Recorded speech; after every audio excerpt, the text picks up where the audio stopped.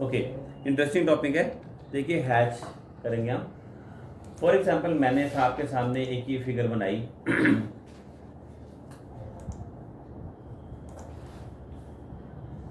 और मैं आपसे पूछूं कि बताओ ये क्या है, तो हमारे लिए 3 रेक्टेंगल से ज़्यादा कुछ नहीं हमें समझ आ रहा है ना।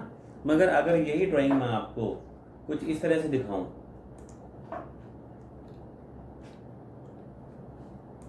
मैं यही ड्राइंग अगर आपको कुछ इस तरीके से दिखाऊं,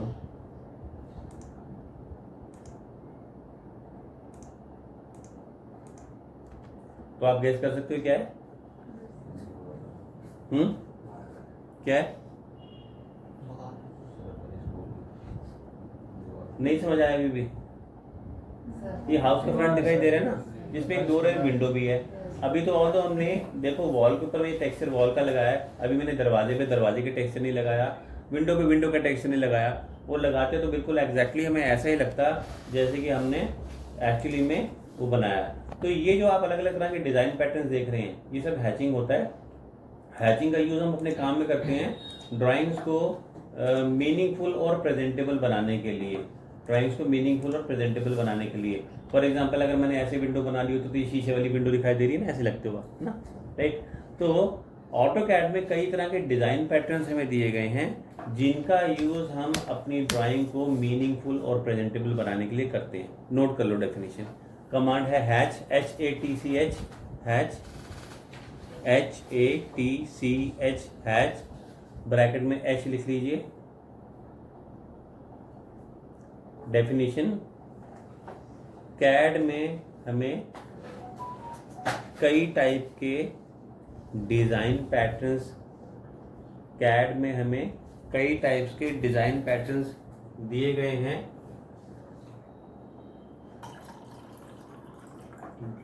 जिनका यूज़ हम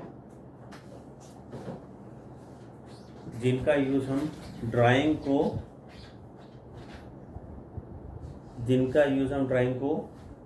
मीनिंगफुल, MEANINGFUL, जिनका यूज़ हम ड्राइंग को मीनिंगफुल और प्रेजेंटेबल, PRESENTABLE, जिनका यूज़ हम ड्राइंग को मीनिंगफुल और प्रेजेंटेबल बनाने के लिए करते हैं।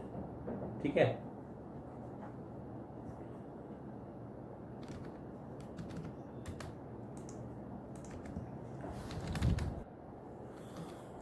अगर मैं आपके सामने कुछ इस तरह का एक व्यू रखूं और आपसे मैं पूछूं कि बताओ ये जो हमने बनाया ये क्या है, एलिवेशन है कि सेक्शन है, तो क्या गैस कर सकते हो? आप बता सकते हो क्या बनाया मैंने जो बनाया अभी?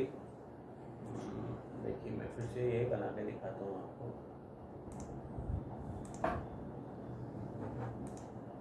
अगर मैं आपके सामने एक ऐसा व्यू बनाता हूँ ये, और मैं आपसे पूछूं कि बताओ ये एलिवेशन है कि सेक्शन है, तो क्या कहोगे इसको?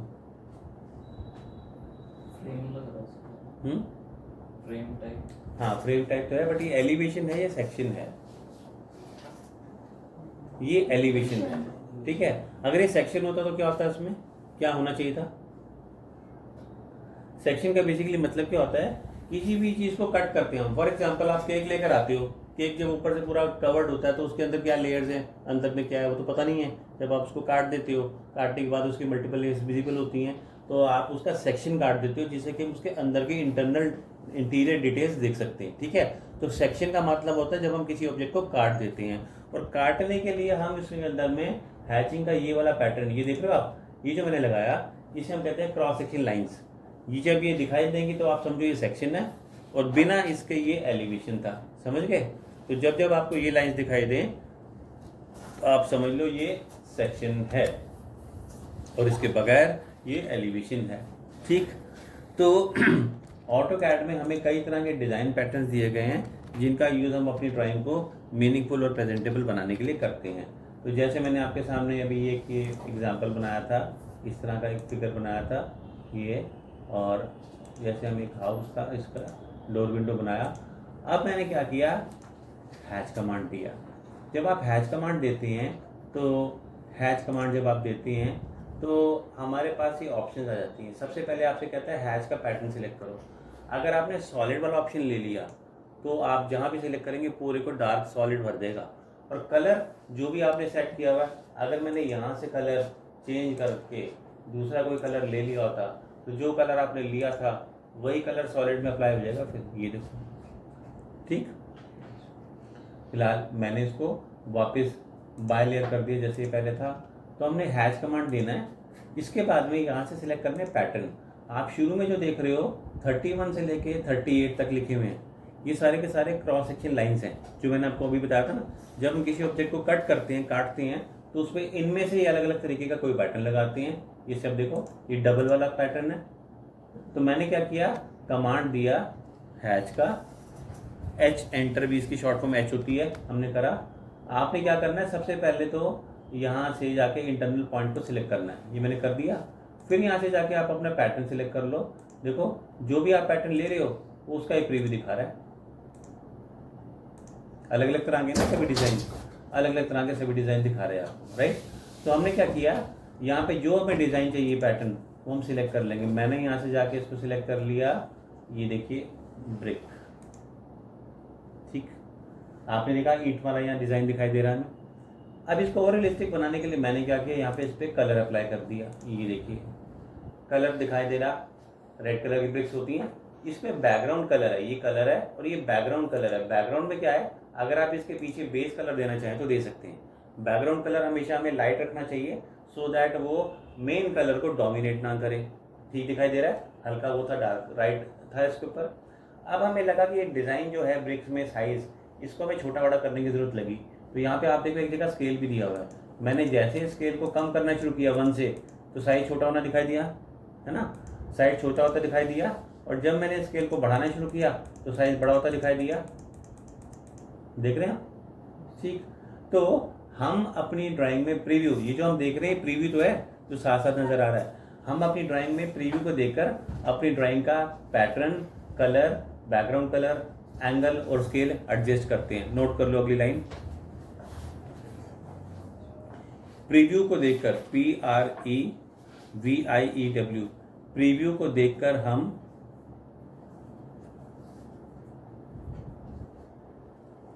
हैश का पैटर्न, प्रीव्यू को देखकर हम हैश पैटर्न, PATTERN, प्रीव्यू को देखकर हम hash pattern comma colour comma background colour comma scale और एंगल एडजस्ट करते हैं।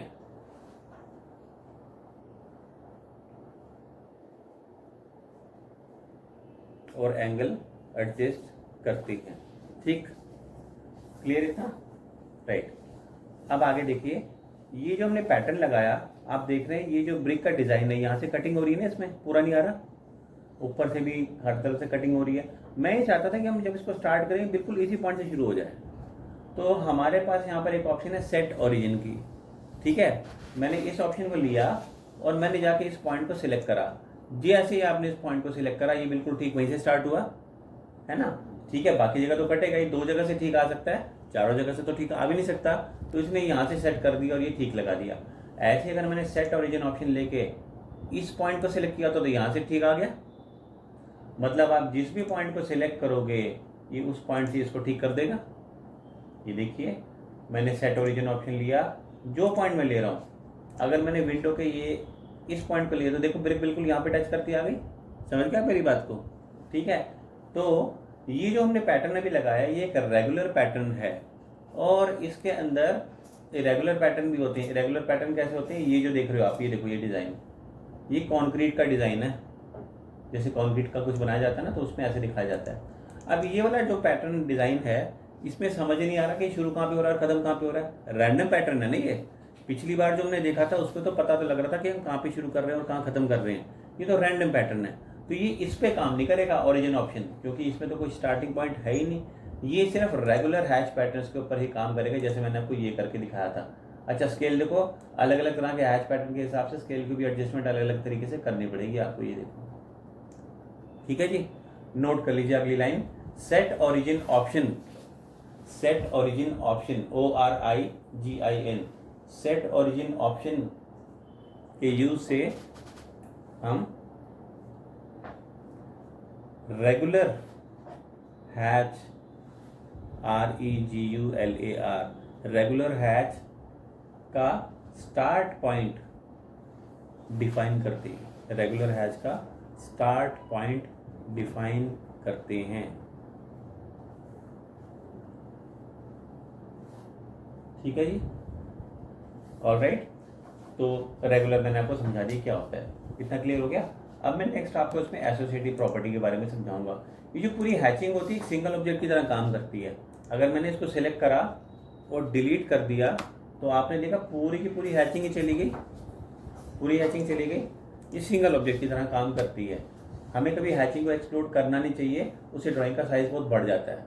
अच्छा, मैंने क्या किया, यहाँ पर एक रेक्टेंगल बनाया, ये देखिए, और मैंने इसके बीचों बीच एक सर्कल भी बना दिया, ये देखिए। इसकी मैंने एक और कॉपी बना ली, ये सब तुमने सीखा होगा।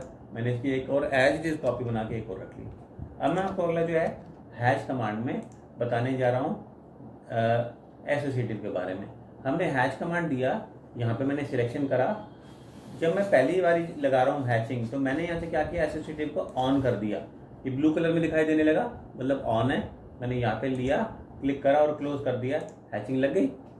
ठीक, हमने दोबारा से एंटर करा और हैश कमांड रिपीट करते हुए अब की बारी मैंने एसोसिएटिव को ऑफ कर दिया, ऑफ हो गया ना, और फिर से मैंने लिया, हैचिंग लगा दी, हो गई।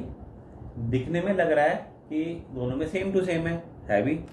मैंने क्या किया, मूव कमांड दिया। हमें ड्राइंग में ज़रूरत पड़ी ये सर्कल्स को मूव करके एक जगह से कहीं और दूसरी जगह रखने के लिए। हमने यहाँ से मूव करा और रख दिया। आपने देखा जो एसोसिएटिव हैश थी उसमें ऑटोमेटिकली अपडेट हो गए चेंजेस। जो जगह खाली हुई थी वो अपने आप फिलअप हो गई, और जो जगह भरी हुई थी वो ऑटोमेटिकली खाली हो गई उसके अकॉर्डिंगली, है ना। और यहाँ पर देखो ऐसा नहीं हुआ, नॉन एसोसिएटिव में ऐसा नहीं हुआ। और देखिए, मैंने अगर इसके साइज़ को चेंज करना चाहा, मान लो कि बाद में ड्राइंग में ये हो गया कि इसका साइज़ बढ़ाना है, तो मैंने साइज़ बढ़ा दिया। अब आप देखो जो एसोसिएटिव थी वो तो अपने आप अपडेट हो गई, लेकिन नॉन एसोसिएटिव रहेगी। अगर मुझे ऐसा रिजल्ट चाहिए, मतलब जगह खाली छोड़नी है, फिर तो हम नॉन एसोसिएटिव यूज़ करेंगे, नहीं तो एसोसिएटिव ही करेंगे। वैसे ज़्यादातर हम एसोसिएटिव ही यूज़ करते हैं। ठीक, अब ऐसा थोड़ी करेंगे कि ड्राइंग में कोई चेंज आया तो पहले हम हैच को मिटाएंगे, फिर बढ़ाएंगे, फिर हैच लगाएंगे। ऐसे तो कई बार चेंजेस होते रहेंगे, तो हम हैच को मिटाते लगाते रहेंगे इस हिसाब से। तो एसोसिएटिव हैच अपने आप ऑटोमेटिक इसको अपडेट करती है। नोट कर लीजिए, associative hatch ASSOCIATIVE, associative hatch में किए गए चेंजेस, एसोसिएटिव हैच में किए गए चेंजेस ऑटोमेटिकली, एसोसिएटिव हैच में किए गए चेंजेस ऑटोमेटिकली अपडेट होते हैं। एसोसिएटिव हैच में किए गए चेंजेस ऑटोमेटिकली अपडेट होते हैं, जबकि नॉन एसोसिएटिव हैच में ऐसा नहीं होता। NON, नॉन एसोसिएटिव हैच में ऐसा नहीं होता।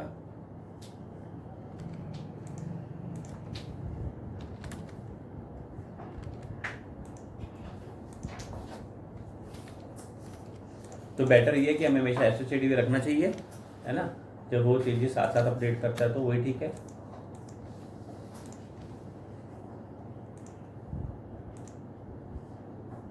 ये मैंने 8 सर्कल बनाए। हमने हैश कमांड दिया। हैश कमांड देने के बाद हमने क्या करा,